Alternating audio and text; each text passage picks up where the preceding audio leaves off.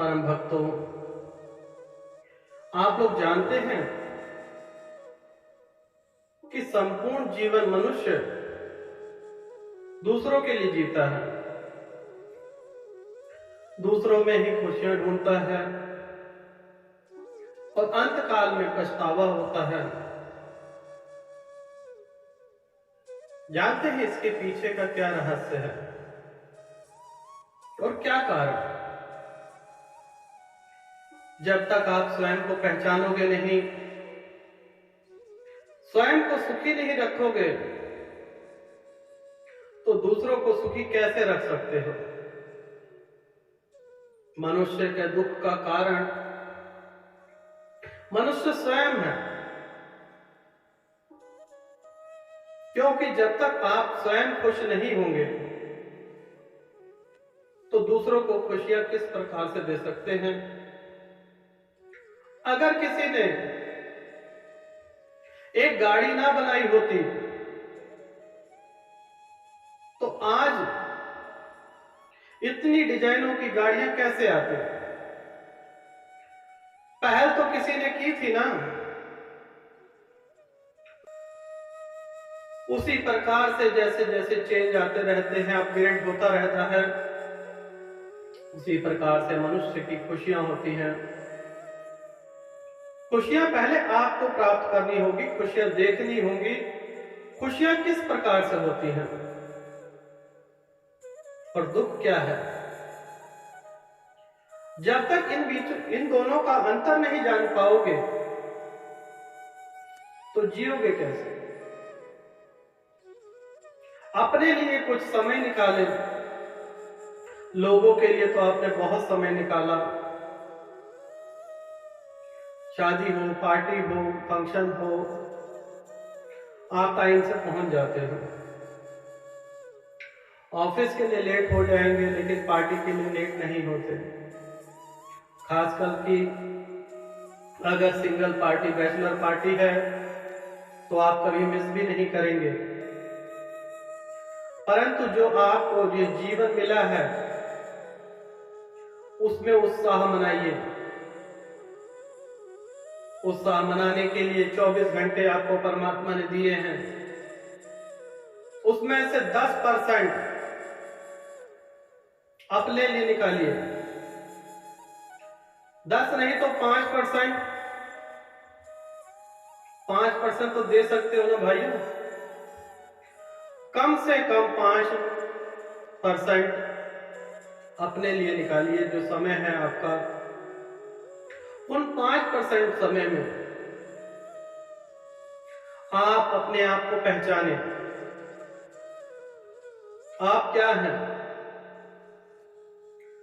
जब तक आप स्वयं को नहीं पहचानोगे तब तक आपका कल्याण हो ही नहीं सकता।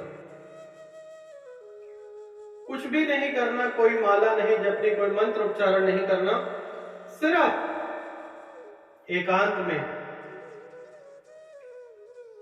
में बैठ जाएं और अपनी श्वासों की माला को गिने।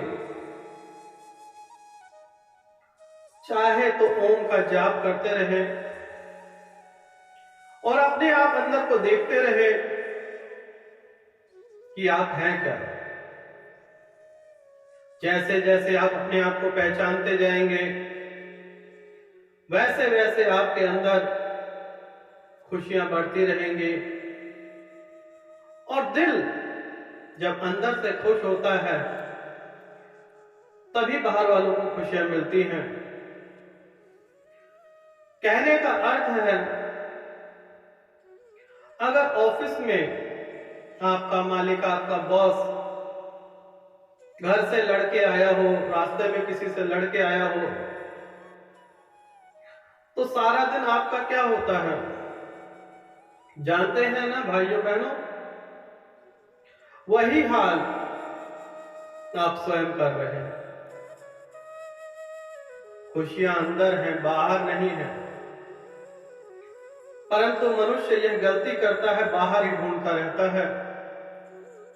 परंतु मैं ये नहीं कहूंगा कि आप मित्रता ना कीजिए किसी से, परिवार मत बनाइए, बच्चे मत पैदा कीजिए, ब्रह्मचर्य कीजिए।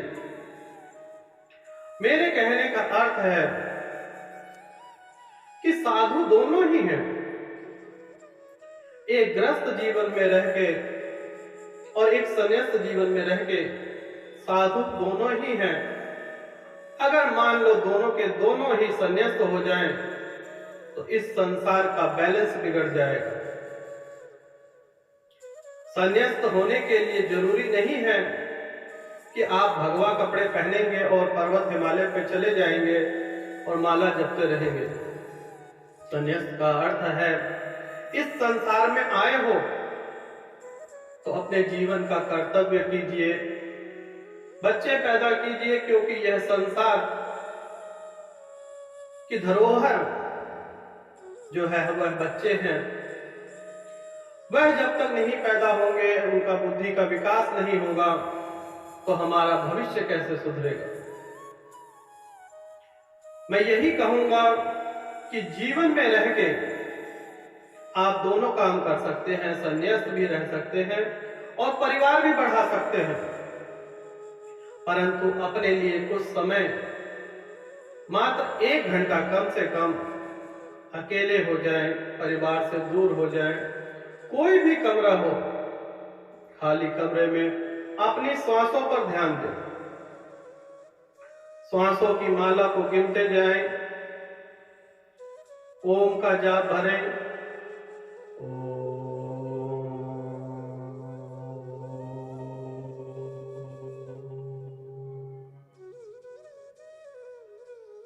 मैंने थोड़ा जोर से कहा है, परंतु ऐसी ध्वनि होनी चाहिए कि पड़ोस में बैठे हुए किसी इंसान को भी सुनाई ना दे। जितना आपका ध्यान गहरा होता जाएगा, उतना ही आप जीवन में सुख प्राप्त करेंगे। सुख के लिए अंदर से गाना गाएंगे, अंदर से आपके जो मधुर संगीत बजेगा, जो ध्वनि उत्पन्न होगी,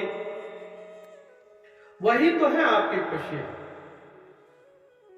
अन्यथा यूं ही ब्रह्मांड में, किसी भूखंड में या पाताल में कहीं नहीं है खुशी। सुख और दुख मनुष्य की सोच पर निर्भर करता है। अगर अच्छी सोच रखेंगे तो अच्छा ज्ञान प्राप्त होगा, अगर गंदी सोच रखेंगे तो गंध ही गंध भरा हुआ है। यह मनुष्य की सोच पर निर्भर करता है, वह सुख प्राप्त करेगा या दुख।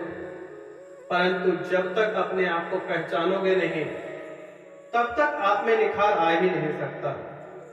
यह रंग भेद में मत जाइए। आप रंग भेद में पढ़ के पूरा जीवन बर्बाद कर सकते हैं। अगर इस चमड़ी को हटा दिया जाए तो इतना भयानक जो दृश्य है, जो आपके अंदर सारा कचरा है, अस्थियों का भंडार है, उससे मित्रता नहीं कर पाओगे।